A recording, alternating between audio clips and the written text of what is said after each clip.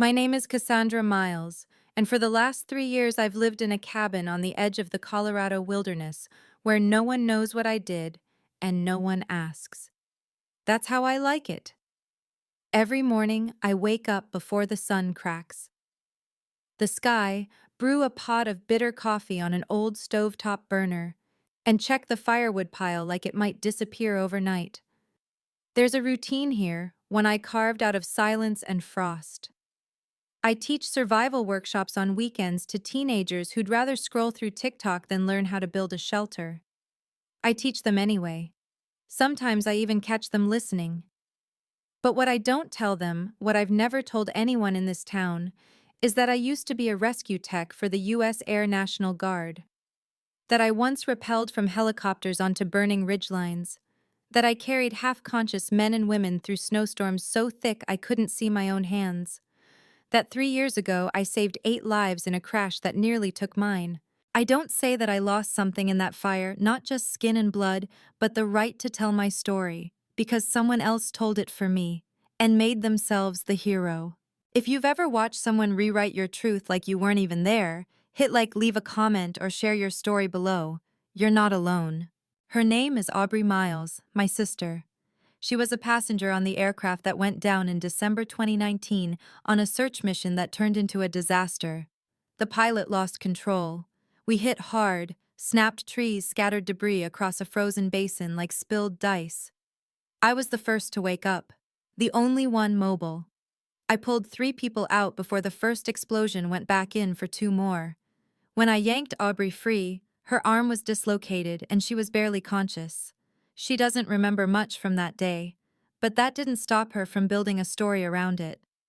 The first time I saw her talk about the crash publicly was 6 months after I was discharged. I was still in physical therapy, still sleeping on my side because my left shoulder was too raw for contact when I saw the headline, "Wellness Influencer Survives Tragic Military Flight Incident Credits Her Inner Peace for Survival." I clicked the video.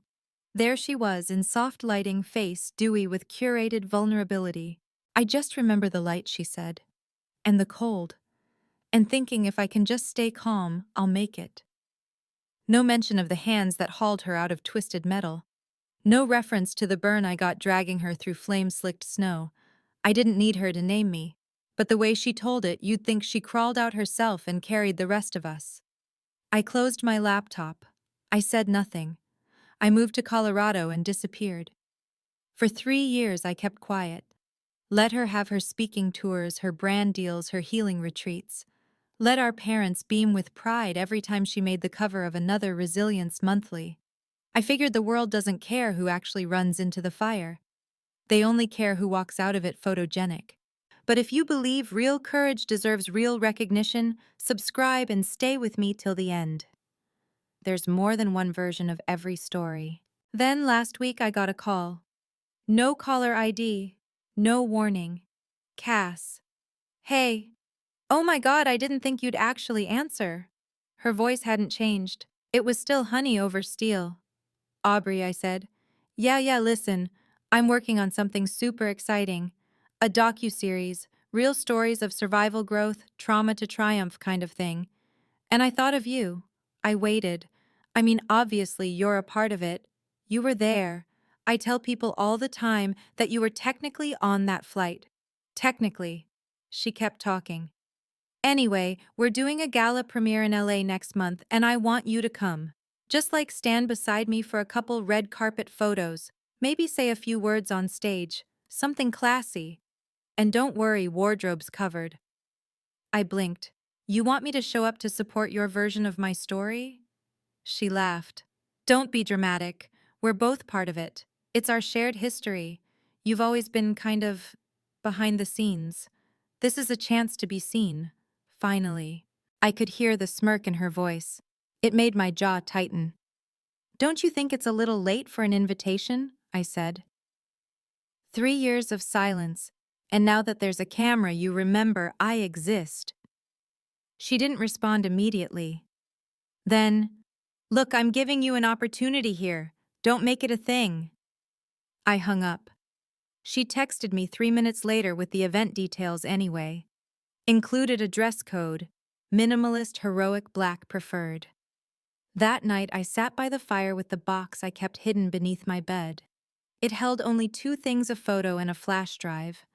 The photo showed me covered in ash, kneeling beside a makeshift stretcher I'd fashioned from tent poles, and a ripped emergency blanket.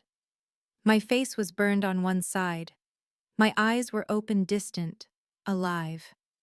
The flash drive contained footage no one else had seen. It was from my helmet cam, the one they told me was too damaged to recover anything from. But a friend in the base's IT division salvaged it. Quietly. Sent it to me months later. On it you can hear everything: the metal groaning, the snow hissing, my voice yelling through smoke. Two more inside, I'm going back. Then a cough, a voice Aubrey's. Don't leave me. My response: I won't. But you have to move now. The last image is me dragging her through the half-collapsed cabin as flames bloom behind us. I never released it, never showed it to the press. I wasn't interested in being a martyr. But something cracked open inside me when she called me a prop for her stage. And I realized, if I don't tell the truth now, no one ever will. So I booked a ticket to Los Angeles. I didn't pack much, just the flash drive, the photo, and my field jacket still smelling faintly of smoke. If I was going to walk into her narrative, I'd do it wearing the truth. Los Angeles hit me like an insult, warm and glossy, all shimmer and no weight. I stepped off the plane in my boots and field jacket, already 10 degrees overdressed, but I didn't care. I wasn't there to blend in. The rideshare driver kept looking at me through the rearview mirror, probably trying to guess if I was famous or homeless. I gave him nothing. The motel I picked was off Sunset, wedged between a 24-hour donut shop and a liquor store with bars on the windows. The sheets smelled like bleach and cigarettes. Perfect. I had 3 days before the premiere. 3 days to watch from the edges and figure out what story Aubrey had built on the ashes of mine. I started online. Her name brought up 100,000 hits: interviews, lifestyle vlogs, product launches, TEDx talks with titles like Turning Tragedy into Triumph and The Fire That Forged Me. I watched one, just one. She stood in front of a glowing red backdrop wearing a cream blazer, and that smile she perfected in high school when she ran for student body president, and cried on cue during her speech. I shouldn't be here, she said into the mic. I shouldn't have walked away from that wreck. But I did. And I believe I did because I had already been practicing resilience for years. Audience captivated. I'd like to thank the unknown rescuer who pulled me out. I never saw their face. I just remember their strength. I like to believe it was fate, that the universe sent someone to remind me my life wasn't over, it was about to begin. She bowed her head. The audience clapped like she'd just solved grief. I stared at the screen. Unknown rescuer. My name wasn't even a footnote. I closed the laptop. The day of the premiere came fast. The theater was a modern cathedral of glass and steel lit from within like it housed God. Outside, there were camera crews, influencer entourages, and a small army of PR agents in matching black suits. I didn't walk the carpet. I slipped through a side entrance, ducked a line of caterers, and found a seat near the back of the auditorium. The lights were already dimmed. Music pulsed through the room like a heartbeat. And then it began. The documentary was called Rise: A Survivor's Light. The title card shimmered, overlaid with slow-motion drone footage of mountaintops dusted with snow. Aubrey's voice came in soft and clear. Pain comes for all of us. But healing, that's a choice. I felt my jaw clench. The film was beautifully shot, carefully paced. A mix of confessionals, reenactments, and staged home video moments where Aubrey lit candles and journaled near scenic cliffs. At one point, she stood barefoot in a forest, whispering to the camera, "I go back to the mountain every year, not because I'm haunted, but because I'm grateful." Half the room sighed.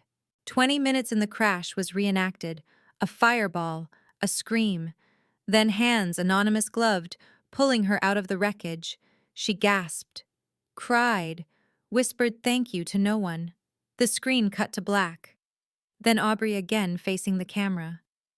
I never found out who saved me. Maybe I never will. But in a way, I think that made it more powerful. Lies wrapped in linen and lighting. The credits rolled. The room erupted into applause, and Aubrey took the stage. She looked radiant, loose curls, silk gown posture like a podium had grown in her spine. She thanked the crew, her sponsors, her incredible family. She looked right at our parents sitting in the front row and said, "You raised me strong." I wanted to laugh. Then she said, "And to my sister Cassandra who's here tonight, I just want to say thank you for always encouraging me to share my voice." A spotlight swept the room. Found me. People turned, clapped. My parents beamed. I didn't stand. I just looked at her. Held her gaze. She smiled. Triumphant. As if I'd just been inducted into her brand. After the screening, she found me in the reception hall, wineglass in hand. "You came," she said. "I wasn't sure you would." Neither was I. She leaned in for a hug. I didn't move. She froze for half a second, then recovered. "I'm glad you were here," she said, tilting her head. "It means a lot. You've always been the quiet one, but your presence powerful." I stared at her. "You called me unknown." "What in the film? In the interviews? You called me the unknown rescuer." "Well, you never said you wanted." "I didn't say anything. That's different." She gave a tight smile. "Look, we both went through something. We both survived. Just because I processed it differently doesn't mean you didn't survive," I said. "You were carried." Her smile cracked, just slightly. Then she recovered. "This isn't the place." "No," I said. "But the truth has a way of showing up anyway." She glanced around. People were watching. "I don't know what you want, Cass," she whispered. Recognition. A slice of the platform. "Say the word. I'll get you a seat on the next panel. I'll rewrite the copy. We'll do a video together." I laughed once. Short, cold. "I don't want a panel," I said. "I want my name back." She blinked. "You're being emotional." "No. You are. I'm being exact." And with that, I walked away. The next morning, I sent the flash drive to Eden Rios. I didn't know her personally, but I'd followed her work, unfiltered raw documentaries about forgotten women who changed everything and got nothing in return. I didn't write much in the email. Just, "There's more to the story. If you want it, it's yours, but only if you're willing to name names." She replied in an hour. We met that evening in a downtown studio that smelled like burnt coffee and ambition. She played the footage on a monitor the size of a window. She didn't speak while it ran. Not during the static. Not during the fire. Not when my voice rang out through the smoke. "I've got you, keep your eyes open. Don't go out on me now." When it ended, she turned to me, eyes wet. "You weren't just the rescuer," she said. "You were the only reason there was a story left to tell." I nodded. "Will you go on record?" she asked. "Yes," I said, "but only if I have final say. You'll have it." We shook hands. She held on a second longer than necessary. "I've waited 10 years to tell a story like this," she said. I smiled. "Then let's make sure it burns." Eden didn't waste time. Within 48 hours, she had a rough cut ready. No dramatic narration, no manipulation, just raw footage. My voice, my hands, my fire-stained jacket. Me not staged, me real. When I watched the first cut in her cramped editing suite, a place that smelled like dusty carpets and sleepless deadlines, I didn't cry. I didn't flinch. I just leaned back in the cracked leather chair and listened to myself scream over the roaring of flame. "Don't go under, stay with me, I've got you." There were no filters, no blur, no music softening the edges. The camera caught the burn on my neck, the soot coating my face, the tremor in my left hand as I tried to clamp a bleeding wound. My breathing was ragged, desperate, but I never stopped moving. Eden didn't say anything until the footage ended. Then she turned to me, her voice low. "If this goes public, it won't just take your silence, it'll take your privacy. Maybe forever." I nodded. It's time. She studied me. You sure you don't want a voiceover? A sit-down interview? No, I said. Let the truth speak. Later that night, I sat on the edge of the motel bed and opened my laptop. Aubrey's brand was everywhere. She had just announced a book deal from Ashes We Rise, The Fire That Awakened Me, scheduled for release in 6 months. There was a promotional tour, merchandise, even a candle line named Phoenix Flame. I scrolled further. She had posted a photo that morning, a still from the premiere, her on stage, arms open, face glowing. Caption: We all have a rescuer within us. Mine reminded me I was worthy. Whoever you are, thank you. The comments were full of crying emojis, prayers, affirmations. I didn't comment, I just clicked save on the image. Eden uploaded a teaser 3 days later, just 42 seconds long, the first frame black screen with my voice echoing from the helmet cam recording. If this is it, tell them I didn't stop trying. Then a flicker of firelight, my hands dragging a limp body across snow, a flash of my burned sleeve, a gasp, silence. Final frame, white letters on a black screen. The story you were told is not the story that happened, coming soon. No names, no credits, but it spread like wildfire. By the end of the day, it had racked up 300,000 views. People started speculating. Reddit threads exploded. Who is the woman in the footage? Was the influencer's story fake? I stayed quiet. For now. Aubrey called me 2 days after the teaser dropped. I didn't answer. She texted instead. What are you doing? This isn't you. We could have handled this privately. Another message 10 minutes later. You're hurting the brand. My publisher's freaking out. Why didn't you just talk to me? Then finally, don't make me protect myself, Cass. Protect herself. The wording made me laugh. Then it made me ache. If you've ever been gaslit into silence, this is your moment. Comment strong if you felt it. We're reclaiming the narrative together. That night, a package arrived at the motel. No return address. Inside an envelope with a single printed statement, some kind of pre-drafted press release. Cassandra Miles has struggled with post-traumatic memory distortion and has occasionally misunderstood the events surrounding the 2019 crash. We support her healing journey, but cannot validate her recent claims. At the bottom, Aubrey's signature. I didn't scream. I didn't throw anything. I just folded the paper neatly and slid it back into the envelope. Then, I sent a single text to Eden: I'm ready. Release everything. The full documentary dropped online 4 days later, titled simply The Rescue. No music, no dramatic edits. It began with a countdown clock, synchronized with the final moments of the crash.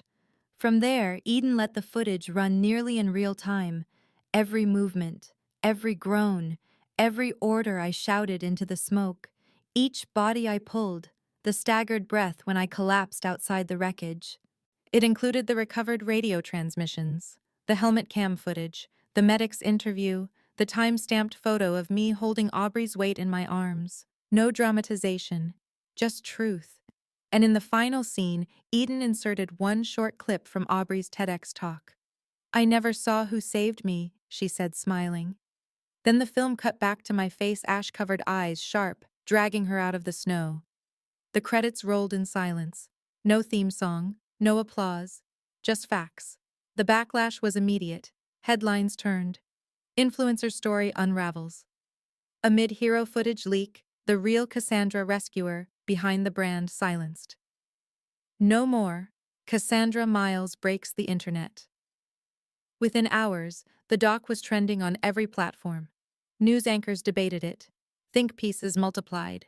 Aubrey's book pre-orders were canceled by the thousands.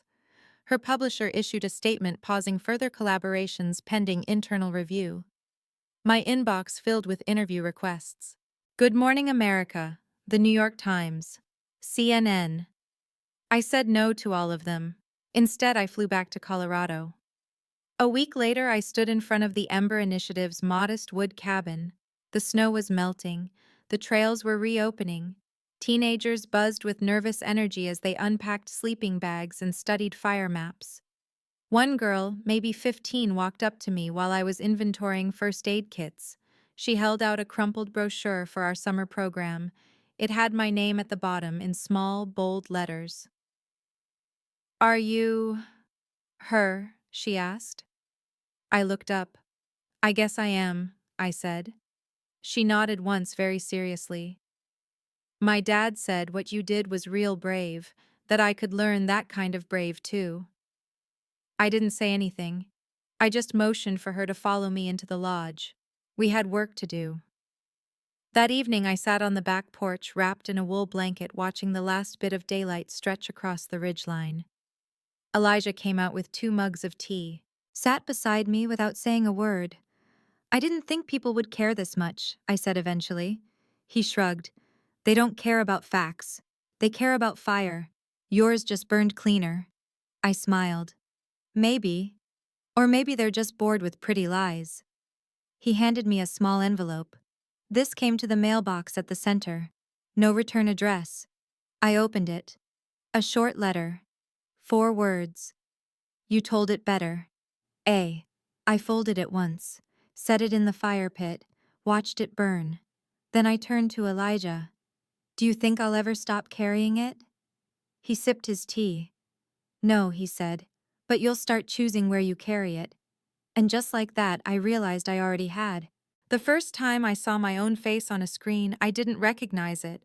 Not because it had changed, but because it had finally been shown. The film premiere wasn't at some glitzy venue in LA this time.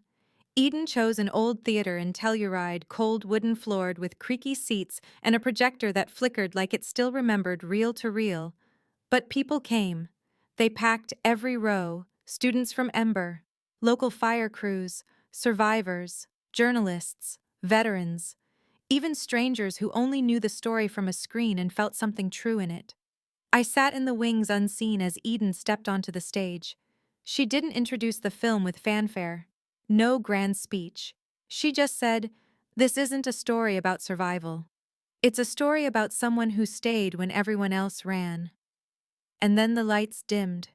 The opening sequence was quiet. No voiceover. Just snow falling. Then fire. Screams. Wind. And me caught in helmet cam footage, dragging body after body out of the wreckage. My arms shaking, my voice hoarse, my eyes locked forward like looking back would undo everything. The audience didn't move. For 90 minutes no one coughed, no phones lit up, no whispers. Eden had built something brutal and honest. She let silence linger where it hurt, let every sound breathe the crunch of ice, the sharp snap of burning metal, the gurgle of a blood-soaked radio. She didn't cut away from my collapse, didn't soften the part where I blacked out face down in snow gas mask half off. She didn't even cut the voice clip I'd forgotten was recorded, the one where I murmured to no one, barely conscious. "If I die in this pit, someone tell my sister I didn't leave her. She left me." When that line played, I heard a ripple through the room. Not a gasp, something heavier, like shame shifting in a seat. I closed my eyes, not out of grief, but relief. Someone had heard it, finally. The film ended without credits. Just one final slide, to the ones who save and are never seen. And then the lights came up. No one clapped at first. They just stood, slowly, reverently. It was more than a standing ovation, it was an exhale. Eden turned toward the side curtain where I stood frozen. Her eyes met mine. She didn't signal, didn't push. She let me choose. I walked out. If this moment hit you like it hit me, share this video with someone who needs to be seen. You never know who's still waiting in the wings. Not because I wanted to, because I was done hiding. The applause started the moment I stepped into the light. I didn't raise my hand. I didn't smile. I just stood there. A woman in a black field jacket, hands tucked behind her back, burned scar visible at the edge of my collar. A young boy in the front row stood on his chair and shouted, "That's her!" The sound broke something open. Reporters surged forward. Cameras rose, flashbulbs popped, and then I saw them, my parents. Fifth row. Still stunned. My mother's hands were clasped tightly on her lap lips, parted like she wanted to say something. My father stared straight ahead, jaw clenched so tight it looked carved from stone. Beside them was Aubrey. She wore a beige coat. No makeup, no smile. For once, she didn't look ready for a camera. She looked small, like someone waiting to be told where to stand. Our eyes met. She didn't blink, didn't mouth, "I'm sorry." Just watched me, hands in her lap as if trying to remember which version of me she had built her empire on. After the premiere, I stepped outside through the back. The air was freezing, but I was warm, burning even. A voice called out behind me, "Cass." "Aubrey." I turned slowly. She looked ordinary. Not like an influencer, not like a brand, just a woman standing in borrowed shoes. She started. I held up a hand. "Don't apologize." She paused. "I wasn't going to," she said. "I was going to ask why you didn't come forward earlier. You could have destroyed me years ago." I let that sit between us. "You think I wanted to destroy you?" I said. "I wanted to forget you." Her eyes dropped. "Well, you didn't." "No," I said. "But I didn't save you so you could rewrite what happened. I saved you because it's what I was trained to do, even when you didn't deserve it." She winced. "I was scared." "So was I." She stepped closer. "What do you want, Cassandra? Do you want my followers? My money? My shame?"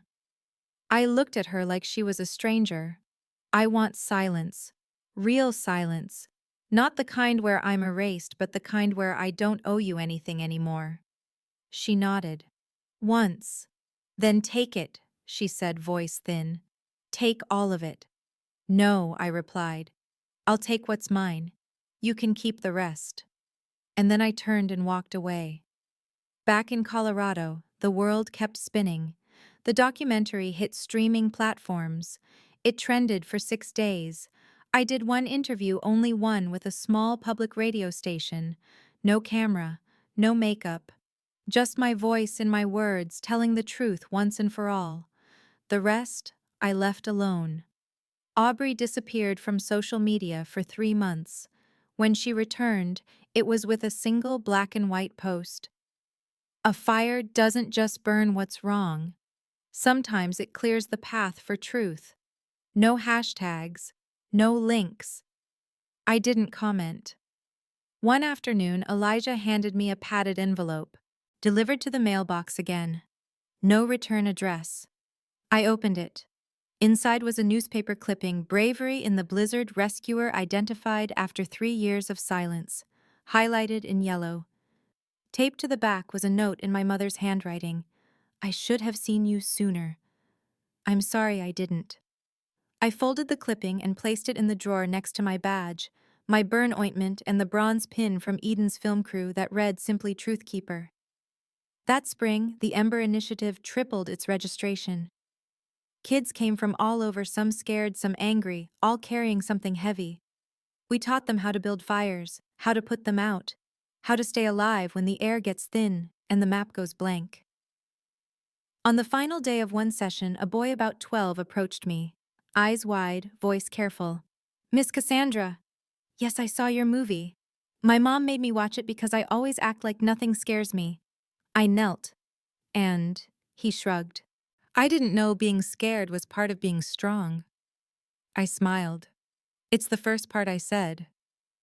That night I stood at the fire pit behind the lodge flames, crackling against the chill.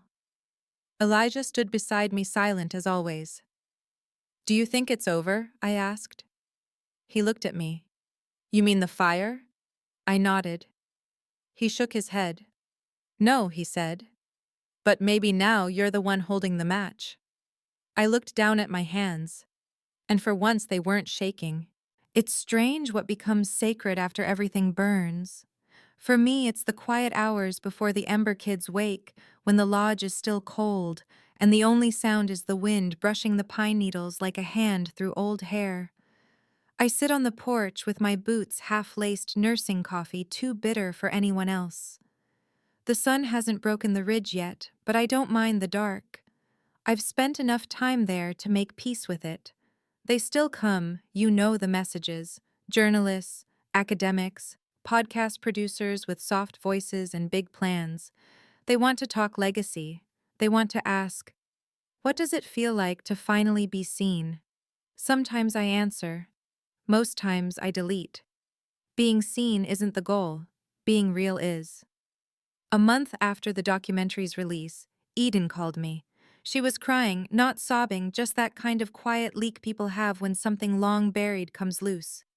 You know what someone said to me today? She whispered. A woman wrote to say that your silence.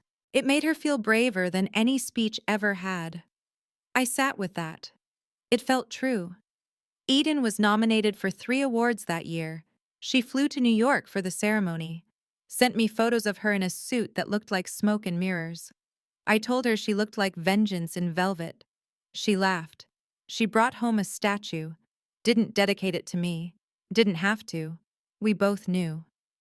That spring, we built a new wing on the Ember Lodge, an expanded supply room, extra bunks, and a training classroom with mounted ropes and rappelling walls. The kids loved it. We painted a mural above the door, a wildfire morphing into birds. A local artist asked if I wanted to include my name. I said no. Just add one word. Stay. No one needed to know why. But I did. Because when I was buried in flame and snow, that was the word I whispered to myself. Not survive, not fight, just stay. And somehow I did. One afternoon, Aubrey showed up. I was teaching a compass drill. She stood by the tree line, coat zipped high, sunglasses too large. I recognized the shape of her immediately, even before I could see her face. 5-minute break, I told the kids. Hydrate. Reset. I walked toward her slowly, deliberately. She didn't move. When I got close enough, I saw the twitch in her jaw. The too still posture of someone trying very hard not to break. I called ahead, she said. One of your staff gave me directions. I nodded. You could have told them no, she added. I still can. No, she said quietly. You don't do that. You never did. I didn't answer. She looked at the kids across the clearing. They're different than I imagined.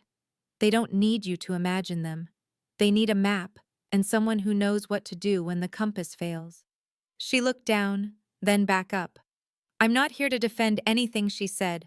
I wrote something. For real this time. Not a memoir, not a blog. Just the truth. She reached into her coat and handed me an envelope. Inside was a folded essay. Typed. Dated. Title What I Stole. I didn't read it there. She didn't ask me to. Why now? I asked instead. She looked toward the mountains. Because I'm tired of speaking louder than my guilt. There was a pause. Not heavy, just full. I'm sorry, she said finally. Not because I got caught. Not because people turned. But because I think you stopped believing in family because of me. And that's a hell I wouldn't wish on anyone. For a moment, I wanted to say something cruel. But I didn't. I just said, that version of family died in the crash. This place. I gestured to the lodge, to the kids laughing and tossing pine cones. This is what I rebuilt from the rubble. She nodded. It's beautiful. It's true, I said. She swallowed hard. Is there anything I can do to help? I shook my head. Not here. But maybe somewhere else. She nodded again, turned and left. And I let her. Later that night I read the essay. It was messy, rambling, honest in a way Aubrey had never allowed herself to be. She didn't send it to a publisher. She uploaded it to a small blog under her real name. No brand, no logo. It didn't go viral. But it reached who it needed to. Months passed. Eden came to visit. She brought film students this time. Bright-eyed, nervous, hungry to document something real. I told them what I tell my kids. If your lens needs tragedy to find truth, You're looking in the wrong direction. They wrote that down like scripture. Eden winked at me. You should teach. I am. She stayed for 3 days, then disappeared back into the world of panels and edits and pre-production meetings. We keep our distance now, not because anything's broken, but because some bonds don't need daily tending. They're just there, like riverbeds.